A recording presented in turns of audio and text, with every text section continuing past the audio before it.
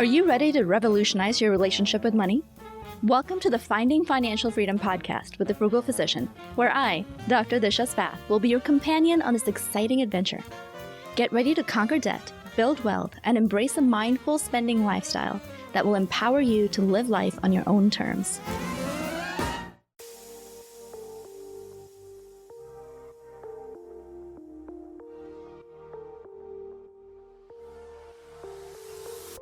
This episode is made possible by medicalexpertwitness.com. Are you a physician looking to take your own profitable medical expert witness practice to the next level? medicalexpertwitness.com is the ultimate program to learn how to brand yourself as an expert witness and get yourself seen. Sure, building a reputation in the field from scratch has its challenges, but don't let them hold you back. medicalexpertwitness.com understands what you're facing, as they were once there too. In fact, 10 years ago, CEO Dr. Jordan Romano started his own consulting in the medical malpractice space. His experience has included providing expert witness testimony, reviewing medical records, and analyzing complex medical cases. Dr. Romano has become well-versed in the intricacies of medical malpractice law and has worked on cases for both plaintiffs and defendants in nearly every state in the United States. And now, his company provides medical professionals with the tools and support they need to supercharge their career as medical expert witnesses. Sounds great, doesn't it? Absolutely. Just imagine having the support you need to brand yourself as a medical expert witness too. Now, that's powerful. So what are you waiting for? Visit medicalexpertwitness.com today and gain access to a mentor who can connect you with attorneys in need of your specialized knowledge, expand your network, find new cases, and watch your business thrive. Welcome back to our Baby Steps series. We're so close to having our financial house in order. Today we'll cover Baby Step 7. Thus far, we've covered Baby Steps 1, which is protect. Before we do anything else, we'll make sure we have adequate insurances in place and an estate plan drafted so we can protect our loved ones. In Baby Step 2, we'll save up a starter emergency fund to have around for unexpected expenses. That's the larger of $10,000 or the amount of our largest deductible. In Baby Step 3, we covered the importance of starting investing now, and in this step, we went over several ways we can manage or pay off our student loans. Baby Step 4 was knocking out high-interest debt. In that episode, we also went over strategies on how to build a budget and devise a smart spending plan for our families so that we can kick credit card debt out of our lives. Baby Step 5 was to start maxing out retirement accounts. We went over the different categories of retirement accounts available to us, as well as how to choose investments in them. We also went over general investing principles, as well as portfolio design. In Baby Step 6, we reviewed the power of the debt snowball and the debt avalanche, and we paid off the rest of our debt except the house. Now we're at Baby Step 7. Save up a 3 to 6 month emergency fund. In Step 2, we saved up some money to have for emergencies. That was our starter emergency fund. Now we're going to beef that up. A 3 to 6 month emergency fund means we save up enough money to cover our family's needs for 3 to 6 months without having any other income coming in. So even if there's no money coming in, you and your family will be set for your expenses for 3 to 6 months. That's really powerful. This is also really critical for doctors. Often, we're given large signing bonuses that need to be paid back if we leave the job before the contract ends, so we need to have some cash around. Also, it takes 3 months or more to credential at a new employer or get a license in another state, depending on the state. So to truly have freedom to practice how we want to practice, we need to have this financial cushion to get us through. I know everyone has worked in healthcare, and a great place can turn into a toxic place very quickly. In our profession of high liability and lives in our hands, it's really critical for us to be able to design our workplaces or have a workplace that supports us most effectively. And sometimes pursuing that means changing practices. So having that 3 to 6 month emergency fund gives us the financial runway to take off to greener pastures if need be, or sleep easy knowing that we have that cushion if it's necessary. For most doctors, this emergency fund is going to be somewhere between $30,000 to $100,000. So how do you know your exact number? Well, luckily, at this point, we should know what our expenses are because we've made a budget for our family.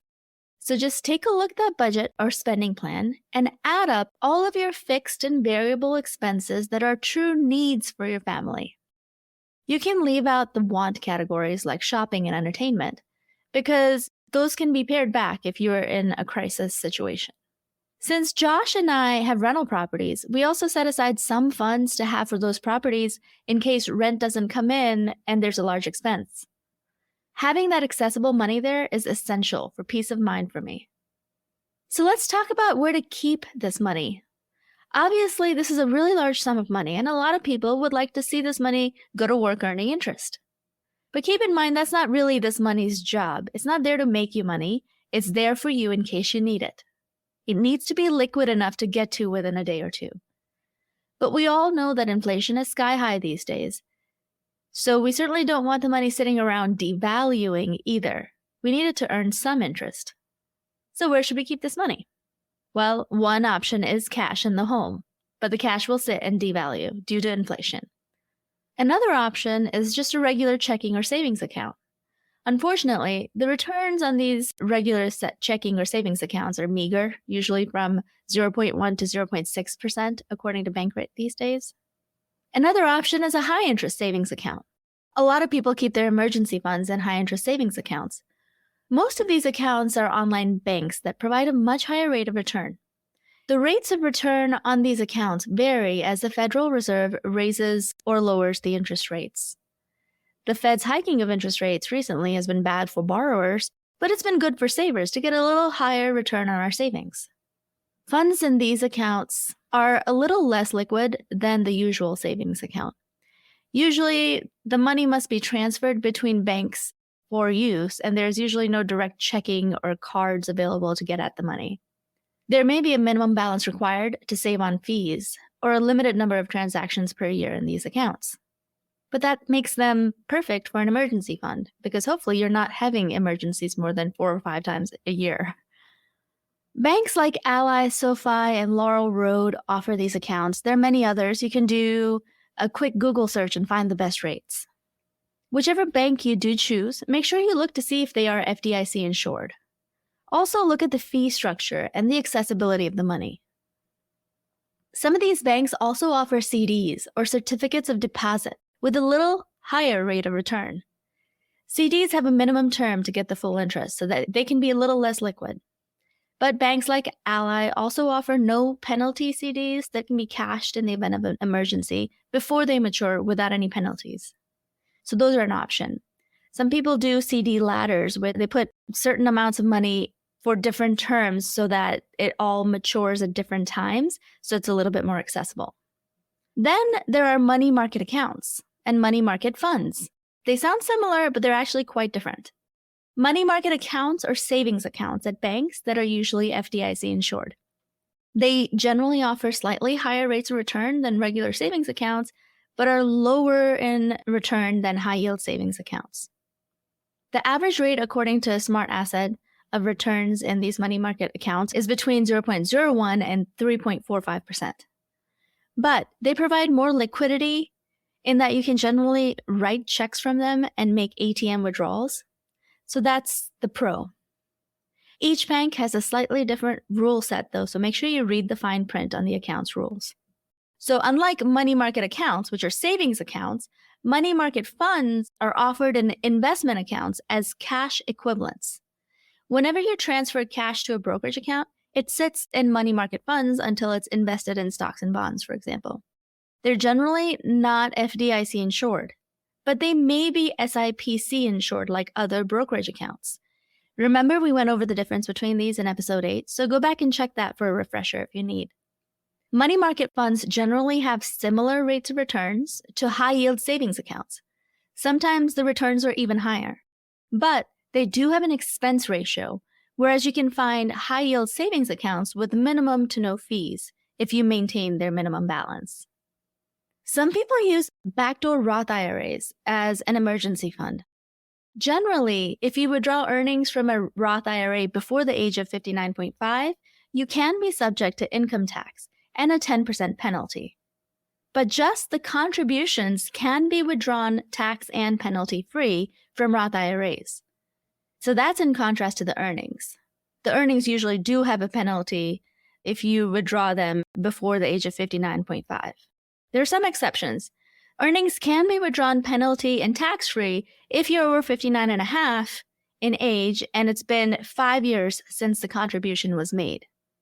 If you're younger than 59 and a half, you can get earnings out penalty-free, but not income tax-free in specific situations, like buying a first home for up to $10,000, becoming disabled, or for healthcare expenses if you're unemployed, for example.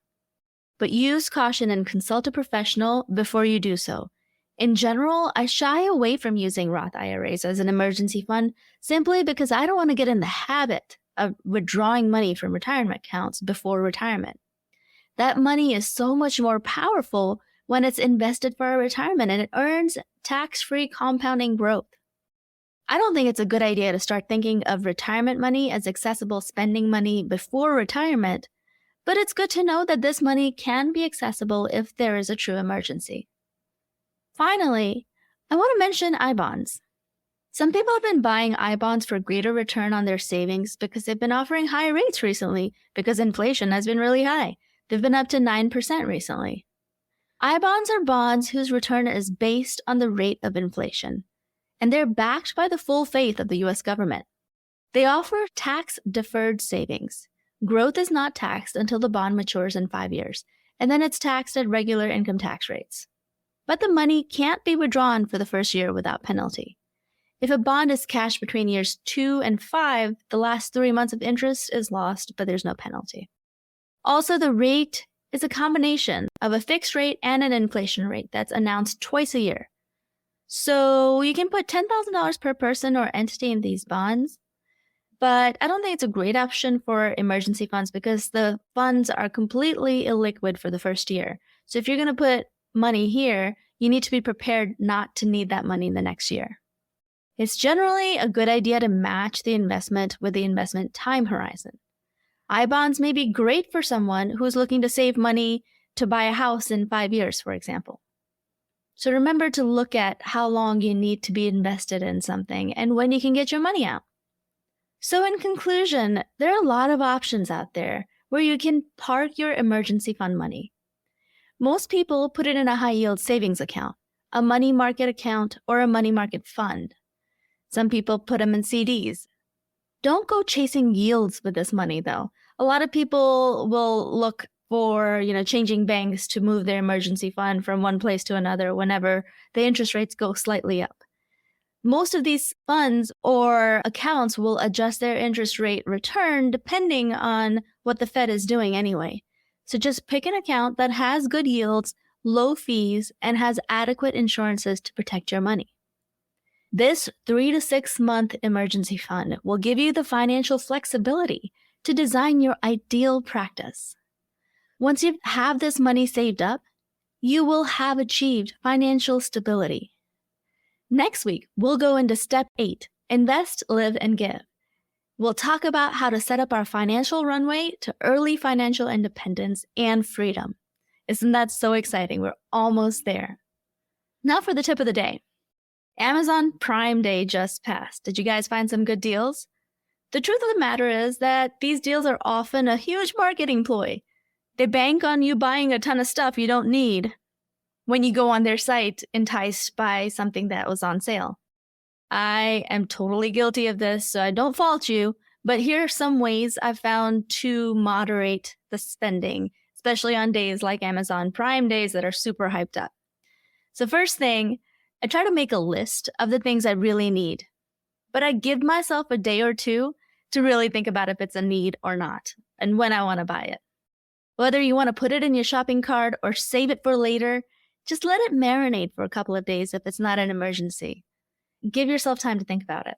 Another good way to check if you're actually getting a good deal is there's a site called camelcamelcamel.com which lets you see the price trends on Amazon for each item. So you can see if the price that they're offering on Amazon Prime Day is actually the best price they've offered.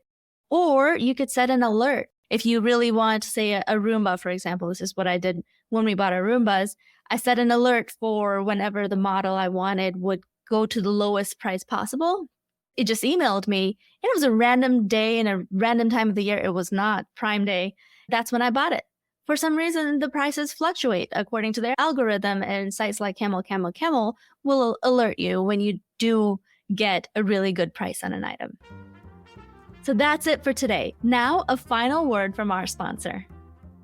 Ready to take the first step in achieving your medical expert witness goals? Book a free 30-minute call and grow your own profitable medical expert witness practice. Visit medicalexpertwitness.com and start making a difference in the legal field with your medical expertise today. Thank you for joining me on this enlightening journey through the many faces of frugality. I hope you enjoyed this week's episode. Remember, you're not alone in this pursuit of financial freedom. Feel free to connect with me on social media, share your success stories, and keep the frugal flame burning bright. Until our next encounter, stay focused and stay frugal, y'all. Take care, and we'll see you at the next episode. The content shared on this podcast should not be taken as individualized financial advice.